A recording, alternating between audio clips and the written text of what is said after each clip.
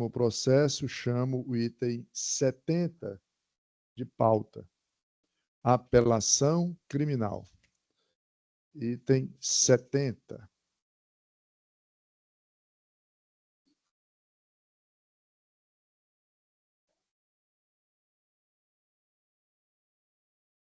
Apelação de número 202340, dígito 92.2022.8.06.0300. Apelante Vitor Hugo Ibiapina da Silva. Apelante também Riquelme Souza Alexandre. Apelado Ministério Público. Relatoria da eminente desembargadora Silvia Soares de Sanóbrega e minha relatoria. Com a palavra, a eminente relatora.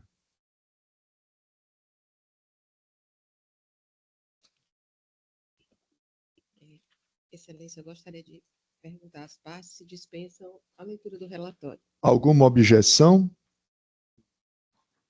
Não, Excelência.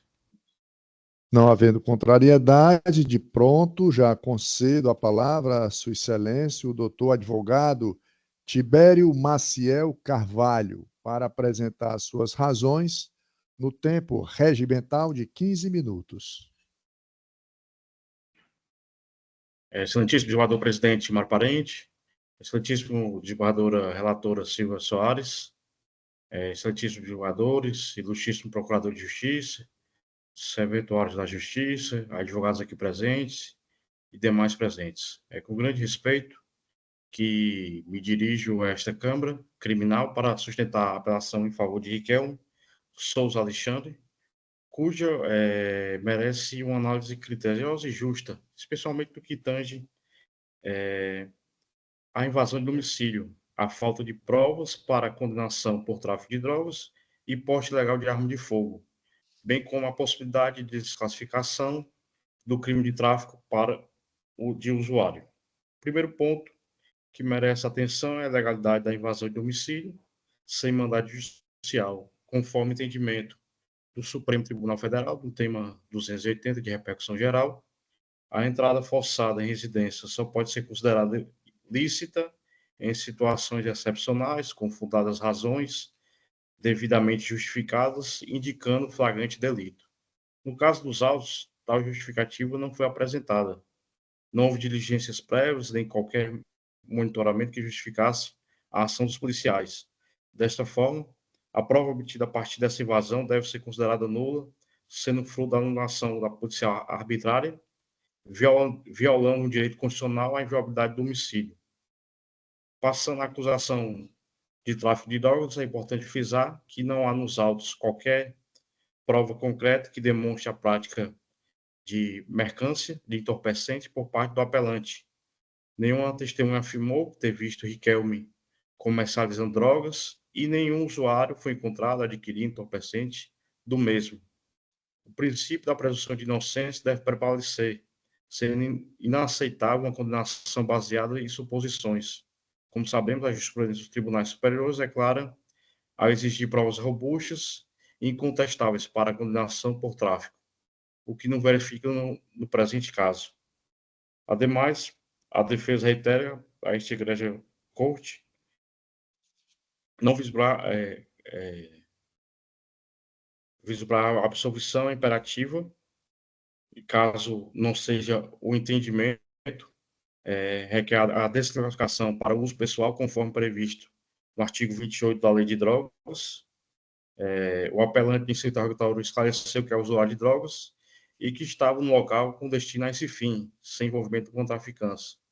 As circunstâncias indicam que a quantidade de droga encontrada e o comportamento do apelante não são compatíveis com a figura de usuário e não de traficante.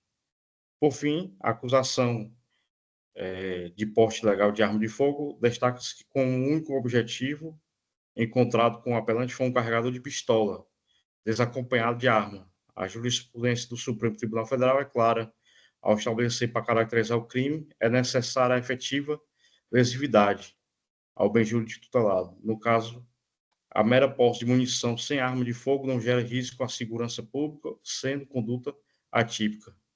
Diante do exposto, pugna a absolvição do Riquelme, em razão da ausência de provas suficientes para a condenação. Subsidiariamente, Em caso de não entendimento de Vossa Excelência, requer a desclassificação da conduta para previsto no artigo 28 da Lei de Drogas, assim como de reconhecimento da tipicidade do crime de porte ilegal de arma de fogo. Agradeço a atenção de todos e confio no justo provimento dessa apelação. Muito obrigado. Concedo a palavra ao Ministério Público por igual tempo. Excelentíssimos desembargadores e desembargadoras componentes desta primeira Câmara Criminal, doutora Silvia Soares Sanóbrega, relatora, doutor Ribério Maciel de Carvalho, que fez muito bem sua sustentação oral. Ementa, apelação criminal, tráfico de drogas, artigo 33, parágrafo 4 da Lei 11.343 e artigo 33, combinado com o artigo 40 da Lei 11.343, dos pedidos do réu Victor Hugo Ibiapina da Silva. A. Fixação da pena base no patamar mínimo legal e substituição da pena privativa de liberdade por restritiva de direitos, não conhecimento, falta de interesse recursal. B.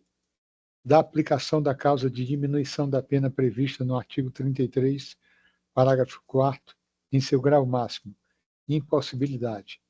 Tema 712 do STF. Natureza e quantidade de droga apreendida. Utilização em apenas uma das fases da pena.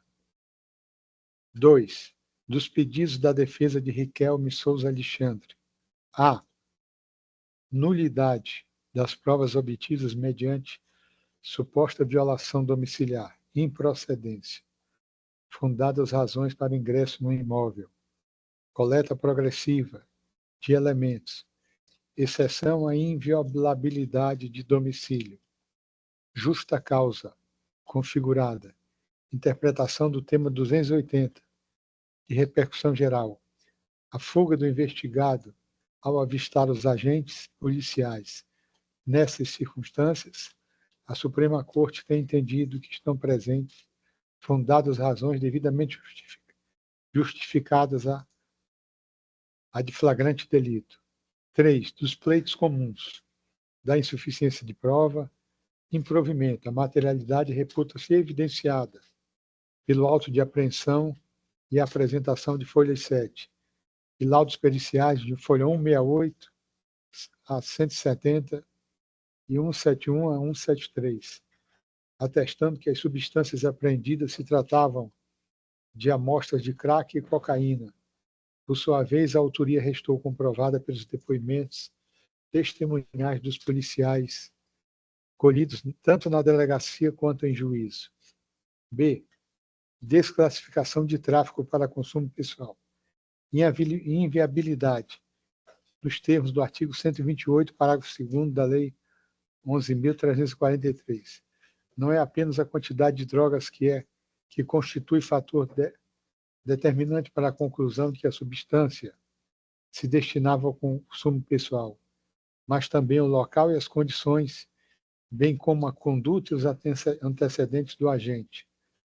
Parecer pelo parcial conhecimento do apelo de Victor Hugo Ibiapina da Silva, pelo conhecimento do apelo de Riquelme Souza Alexandre e improvimento de ambos recursos.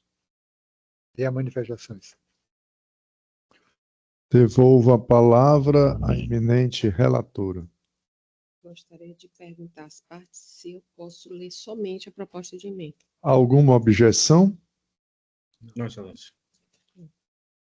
De antemão, gostaria de parabenizar o doutor Tibério, prazer, doutor Alcides também.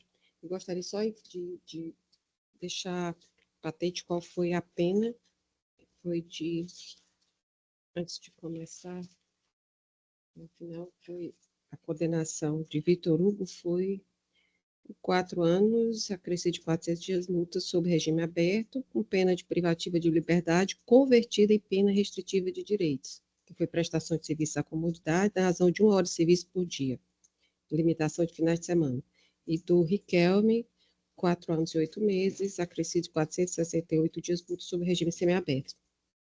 Passarei a leitura. Ementa penal e processual penal. Apelação. Tráfico de drogas. Artigo 33 da Lei 11.343, a 2006, Lei Antidrogas. Recursos defensivos. Pleitos de absolvição pelo crime de estatuto de desarmamento e de fixação da pena base em patamar inicial. Ausência de interesse. Direitos anteriormente resguardados.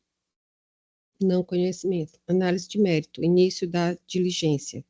Casa abandonada, ausência de proteção constitucional, continuidade da diligência, autorização para entrada, depoimentos dos agentes públicos, coerentes e harmônicos, detalhes da posse da droga e da presença de arma de fogo, presunção iuris tanto de veracidade, crime de ação múltipla, condições do flagrante, afastamento da desclassificação, figura do usuário traficante, revisão da dosimetria, utilização de vetores idôneos, afastamentos de bis idem, fração redutora adequada, tráfico privilegiado, manutenção das reprimendas, recursos improvidos, pleitos de absolvição pelo crime do Estatuto de Desarmamento e de fixação da pena base em patamar inicial. Na sentença guerreada, a autoridade judicante não efetuou condenação quanto ao crime do Estatuto do Desarmamento. Ademais disso, fixou as penas da etapa inicial em seus patamares básicos. Não há, assim, direitos a serem resguardados, de modo que não há interesse recursal a ser perquirido. Pleitos que não comportam conhecimento. 2. Comprovação da materialidade criminosa e autoria delitiva. O início da atuação policial se deu na casa abandonada, que por si só não atrai a proteção constitucional da inviolabilidade domiciliar. Em prosseguimento, viu-se que a entrada na casa de um dos acusados se deu por autorização de uma das moradoras do local, o que perfaz a exceção presente no texto constitucional. 3. Os agentes públicos ouvidos detalharam que, após flagrarem os acusados em casa sem dono, fracionando as drogas, também lograram êxito por indicação de um deles em encontrar mais entorpecentes e armamentos em uma residência. 4. Veja-se que o conjunto probatório provido pelos depoimentos policiais é coerente entre si e também tem consonância com a prova técnica e documental. Sendo assim, suas palavras são revestidas de presunção iuris tanto, podendo balizar a condenação, cabendo à defesa indicar sua pretensa imprestabilidade, o que não se experimenta no caso inteiro. 5. Sendo crime de ação múltipla, basta, para a consumação, a presença de um dos verbos estruturantes do artigo 33, tornando-se despiciente a prova de efetiva venda. Parágrafo 2º do artigo 28 indica que a natureza e a quantidade da substância apreendida ao local e as condições em que se desenvolveu a ação, as circunstâncias sociais e pessoais, bem como a conduta e aos antecedentes do agente, serão vetores para possível desclassificação. Percebe-se, pelo auto de folha 7, que os entorpecentes estavam devidamente fracionados, evidenciando a intenção de disseminação das drogas e havia instrumento comumente utilizado para fracionamento, balança de precisão. Note-se que, apesar da alegação de consumo próprio, não há impedimento que tal indivíduo, a par de ingerir a substância, também aproveite a presença dos narcóticos para viabilizar o comércio ilícito e assim manter o vício. É o que se entende pela figura do usuário traficante, o que não afasta a incidência da condenação. 7. Registre-se a adoção da orientação jurisprudencial no sentido de que, para dar proporcionalidade, equanimidade e razoabilidade ao cálculo dosimétrico das penas corporal e pecuniária, são aplicáveis às frações de 1/8 e de 1/6. Assim, cria-se ambiente propício para o desenvolvimento racional das penas a serem aplicadas. Inexistindo o recurso da acusação, que inviabiliza a partir do artigo 617 da Lei Adjetiva Penal, a reforma prejudicial. Quanto à questão da dosimetria penal, urge afirmar, sem sombra de dúvidas, a justeza e o equilíbrio da dosagem penal demonstrada, havendo destaque respeito à proporcionalidade e à razoabilidade, e estando os cálculos calcados na prova judicializada, é de se manter, sem reproches, as penas aplicadas pela autoridade judicante. 9. Especificamente, quanto à fundamentação da redutora do tráfico privilegiado, pautou-se o juízo de primeiro grau no encontro de drogas variadas, com notáveis potenciais viciantes, na presença de armamentos e de apetrechos comumente utilizados no narcotráfico para orientar a escolha. Postura adequada que prima pelo equilíbrio e afasta o odioso bis in idem, visto que tais aspectos não foram trabalhados na primeira etapa da dosimetria para elevar a pena base. E 10. Manutenção integral do édito de primeiro grau. Penas finais, 4 anos de reclusão, acrescido de 400 dias multa sob regime aberto, como já falei, para o acusado Vitor Hugo Ibiapina da Silva, e 4 anos e 8 meses de reclusão, acrescido de 468 dias multa sob regime semiaberto. Recurso parcialmente conhecidos e nos trechos cognoscíveis improvidos. Manutenção integral do édito de primeiro grau. É como voto, senhor. Pois não, acompanhe o voto da relatora, ratificando o voto provisório já exarado. Como voto a desembargadora Lígia. Acompanha a relatoria. Proclamo o resultado. A primeira Câmara Criminal, por unanimidade de votos, conheceu parcialmente dos recursos apelatórios e, nos trechos cognoscíveis, julgou-os desprovidos. Próximo processo e último, com sustentação, é o do item 49 do roteiro. 49. Apelação de número 202717, dígito 20.2023.8.06.0303. Apelante Leandro Rodrigues de Oliveira e também Natanael Rodrigues Rocha. Apelado o Ministério Público, relatoria do desembargador Francisco Carneiro Lima e revisão da desembargadora Silvia Soares de Sanóbrega. Com a palavra, o eminente relator. Excelência, gostaria de saber se os defensores e o Procurador de Justiça renunciam à leitura do relatório. Alguma objeção? Não, Excelência. Sendo assim, já concedo a palavra a Sua Excelência, o doutor advogado Diego Silva Oliveira, para apresentar suas razões em sustentação oral, pelo tempo regimental de 15 minutos.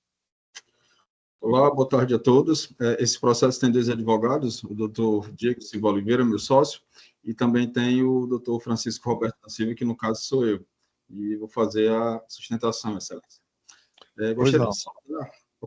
Gostaria de saudar os senhores desembargadores desta colenda primeira Câmara, ao excelentíssimo desembargador doutor Francisco Carneiro, relator desta apelação, a desembargadora revisora doutora Silvia Soares de Sá Nóbrega, e também ao desembargador doutor Mário Parente Teófilo Neto, ao douto e justo procurador de Justiça, o doutor Alcides Ferreira, ao membro do Ministério Público, da Defensoria Pública, aos serventuários da Justiça e também aos colegas advogados que, durante toda essa tarde, estiveram presentes nesta sessão, seja de forma presencial, seja de forma virtual ou remota, para melhor dizer.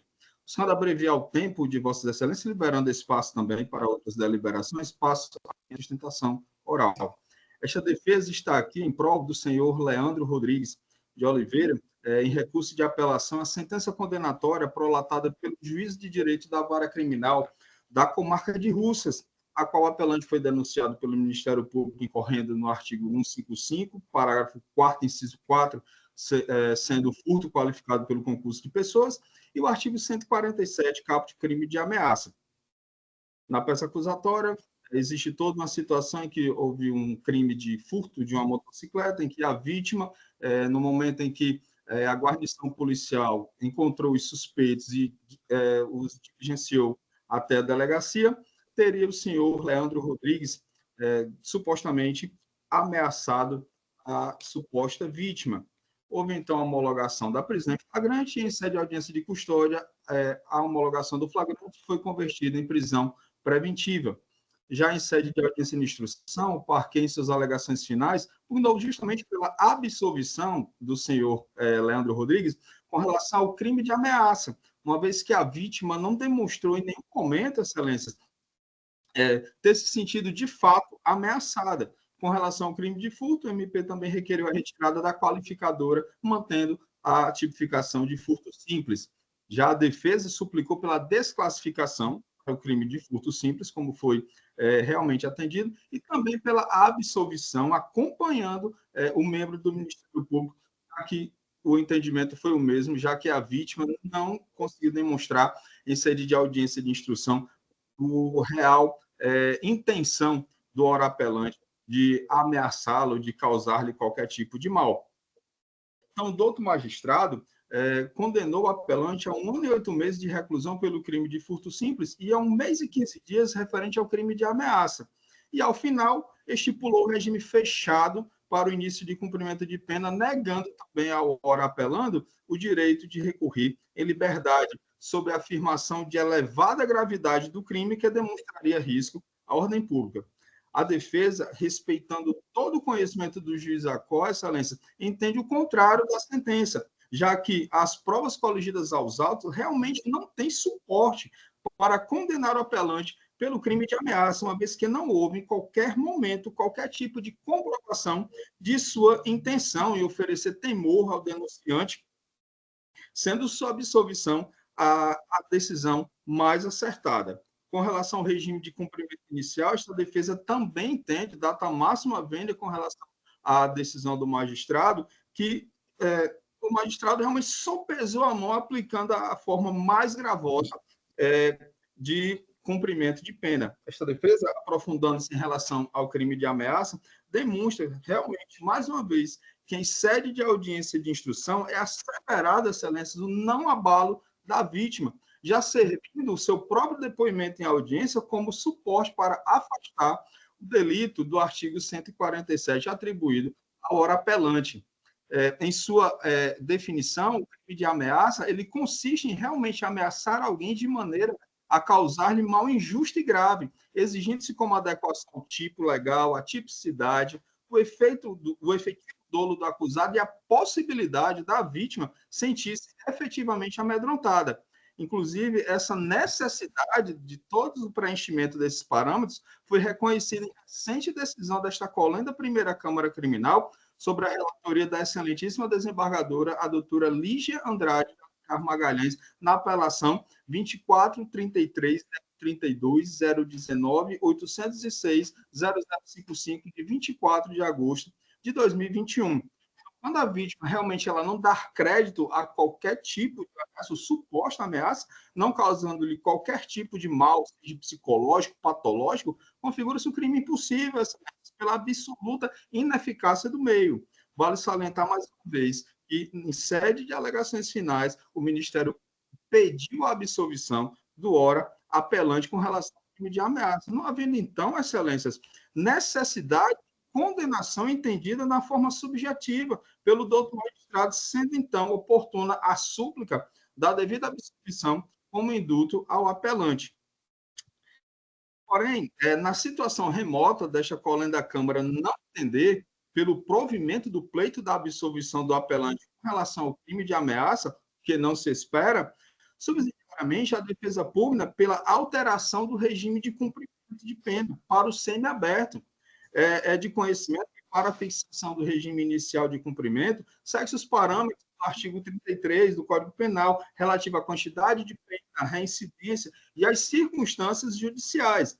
Apesar de no referido dispositivo estar claro que o sentenciado reincidente nunca poderá iniciar o cumprimento de pena em regime aberto, existe um entendimento literal do STJ em sua súmula de número 269, estipulando ser possível a fixação do regime semiaberto para os reincidentes a pena igual ou inferior a 4 anos, caso as circunstâncias judiciais sejam favoráveis. Inclusive, em sede de habeas corpus, também em prol do senhor Leandro Rodrigues, em decisão recentíssima desta também colenda da Primeira Câmara, no HC 62, 93, 96, 91, 2024, 806.0000, sobre a relatoria do excelentíssimo desembargador Francisco Carneiro Lima, foi reconhecida essa adequação ao regime semiaberto ao senhor Leandro Rodrigues de Oliveira, seguindo o entendimento do STJ. Então, restou cristalino, excelências, que o regime menos gravoso pode sim ser aplicado ao caso do apelante na remota situação de não provimento da súplica da absolvição do crime de ameaça, já que está em concordância com o entendimento jurisprudencial atual deste próprio tribunal. Enfim, excelências, a defesa pugna, mais uma vez, relembrando a absolvição em relação ao crime de ameaça, já que ficou claro em todo o escopo processual a demonstração do apelante de causar temor qualquer que fosse a vítima. E pela via da consequência, pugna esta defesa também que seja estipulado o regime de cumprimento de pena inicial seja o aberto, pois com a absolvição do apelante sai o mesmo da condição de reincidente e com a pena de 1 ano e 8 meses em relação ao crime de furto, só resta realmente que se cumpra a pena no regime menos gravoso. Pede-se também, excelências, a detração da pena pelo período que o senhor Leandro Rodrigues ficou e ainda está sob a custódia cautelar do Estado e que seja realizada uma nova dosimetria.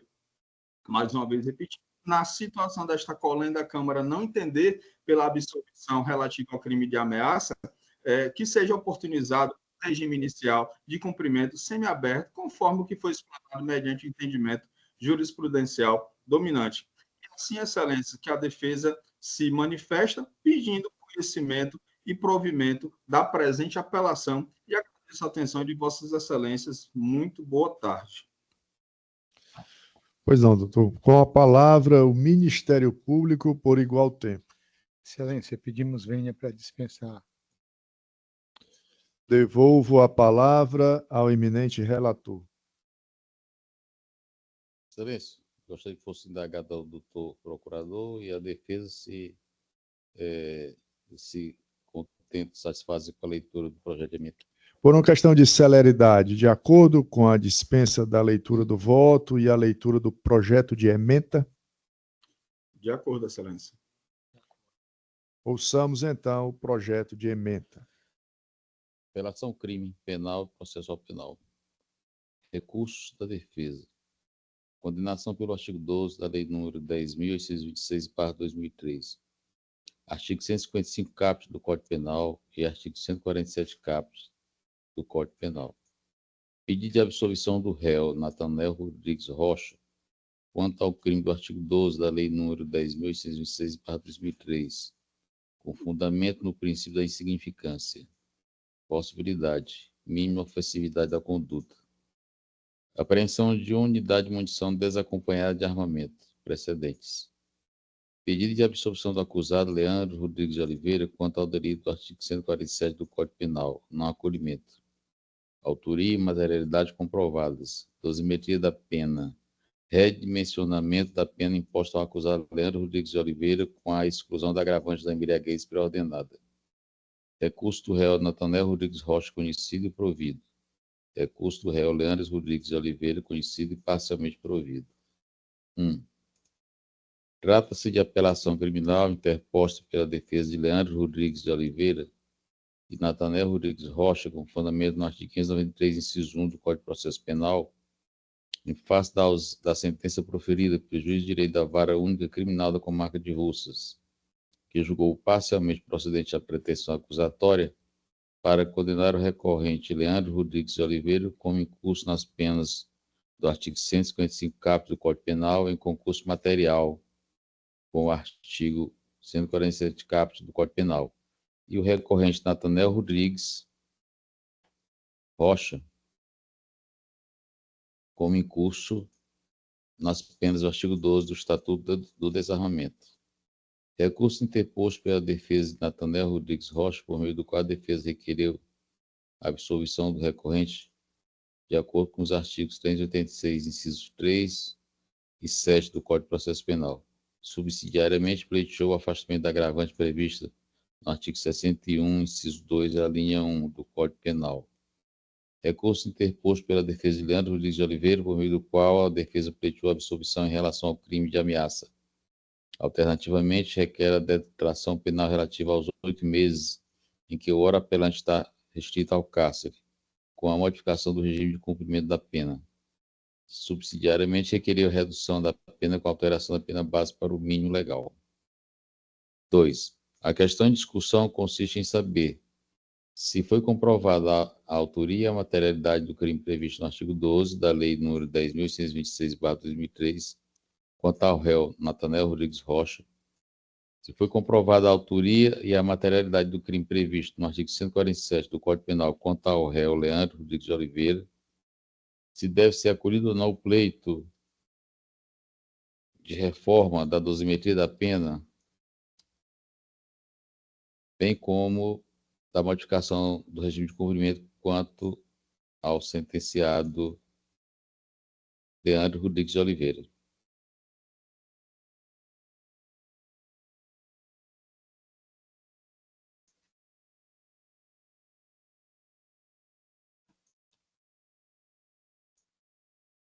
Três, no tocante ao crime do Estatuto do Desarmamento,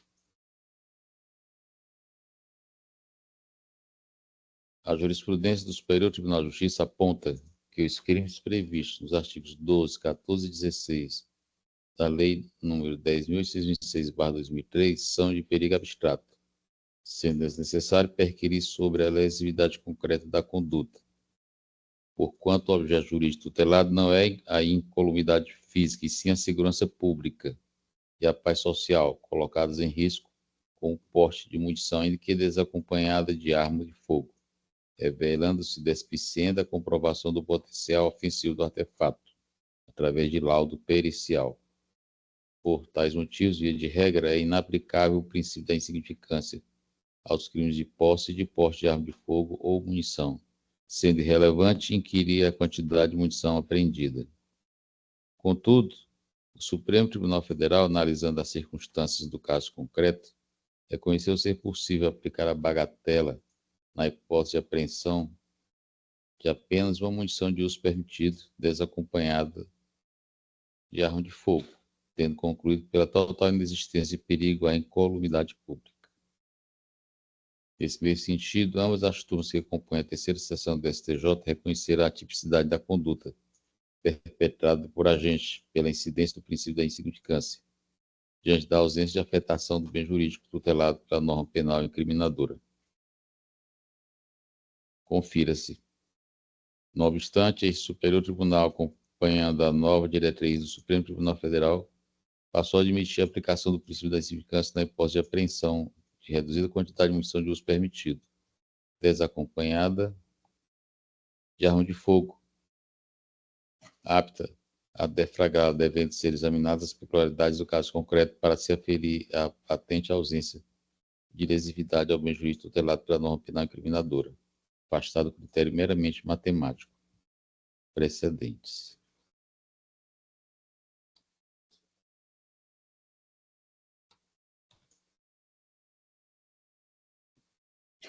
Quatro. No caso, consoante se depreende da instrução processual, o réu admitiu a posse da munição apreendida, que estava em seu bolso, tratando-se de uma munição de arma de fogo calibre 38.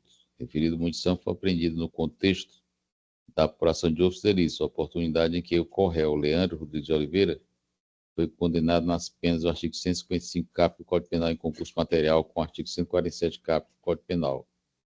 O acusado Natanael Rodrigues, contudo, foi condenado unicamente pelo crime do artigo 12 da Lei nº 10.626/2003. No auto de apresentação e apreensão constando aos autos, consta a apreensão de uma arma de fogo, contudo, esta se encontrava em local diverso, sendo de propriedade de terceiro, não tendo relação com o recorrente. Assim, na situação analisada, não há, ao meu entender, como colocar em risco a segurança pública e a paz social, haja vista a mínima ofensividade da conduta do agente. Precedentes. Destarte, o apelante deve ser absolvido da presente imputação, com fundamento no artigo 386, inciso 3 do Código de Processo Penal. 5. Por conseguinte, a defesa do réu Leandro Rodrigues de Oliveira pleiteou a absolvição unicamente em relação ao crime de ameaça, previsto no artigo 147 do Código Penal. O crime de ameaça se configura mediante a conduta de ameaçar alguém por palavra, escrita ou gesto, ou qualquer outro meio simbólico de causar mal injusto e grave. Por ser crime federal, O delito, aliás, digo, por ser crime formal, o delito de subexame costuma-se no momento em que as ameaças são proferidas. A vítima, ao ser ouvida perante o juiz, afirmou que, no dia dos fatos, dentro da delegacia, o réu lhe lançou um olhar intimidador e proferiu a seguinte frase, que a gente ia se acertar lá fora. Porém, não se sentiu ameaçado. Já o réu, em seu interrogatório, nada esclareceu acerca dos mencionados fatos. O co-réu Natanael Rodrigues Rocha, por sua vez, confirmou em seu interrogatório ter presenciado as ameaças proferidas por Leandro Rodrigues de Oliveira, em desfavor da vítima. Acerca do assunto, o entendimento jurisprudencial é no sentido de que, para a consumação do crime de ameaça, a intimidação deve ser suficiente para causar temor à vítima no momento em que praticado, restando a infração configurada ainda que a vítima não tenha se sentido ameaçada. Start, tendo-se devidamente demonstrado o delito em análise, não prospera o pedido de absolvição formulado pelo réu. 6. Analisada a dosimetria da pena, na segunda fase constou presentes as agravantes da reincidência e da embriaguez pré-ordenada. Presente a atenuante da confissão espontânea. De acordo com o artigo 67, a agravante da reincidência e a atenuante da confissão devem ser compensadas. Dessa forma, restou a agravante da embriaguez pré-ordenada. Acerca do assunto, impede ressaltar que não houve a devida comprovação dos presentes autos de que o réu embriagou-se propositadamente para cometer o delito, razão pela qual a agravante em análise deve ser decotada. Assim, a sanção imposta ao acusado Leandro Rodrigues de Oliveira foi redimensionada para 1 ano e 1 mês de reclusão, além de 1 mês e 10 dias de detenção e de 10 dias de multa. 7. Recurso do réu Natanael Rodrigues Rocha, conhecido provido. Recurso do réu Leandro Rodrigues de Oliveira, conhecido e parcialmente provido. É o meu voto, excelência. Como vota a desembargadora Silvia? Eu voto com o relator. Também acompanho o voto do eminente relator, ratificando o voto provisório, que, no seu voto, analisou minuciosamente, né, todos os pontos que foram impugnados, atentando-se até para a questão da embriaguez pré-ordenada, que, no caso, não houve, né, como dito no final. Proclamo, assim, o resultado. A primeira Câmara Criminal, a unanimidade de votos, conheceu do apelo para dar-lhe parcial provimento. Há mais um processo, né? E falta proclamar o resultado. Temos mais um processo, o qual era objeto de sustentação oral, mas o advogado faltou, não é isso? Então, é o item 77 dos processos de pauta. Item 77 traz a apelação 24.26.41, dígito 76.2020.8.06.0001. Por unanimidade, a primeira Câmara Criminal conheceu do apelo para desprovê-lo, nos termos do voto da eminente relatora, desembargadora Silvia. Mais algum? Doutora Larissa, quantos processos efetivamente julgados nesta tarde e noite de sessão? 120 processos julgados em 4 horas de trabalho. Algum assentamento a fazermos no final, na ata? Não havendo manifestação, agradecendo a Deus por mais um dia de trabalho, declaro encerrada a presente sessão, desejando a todos uma boa noite.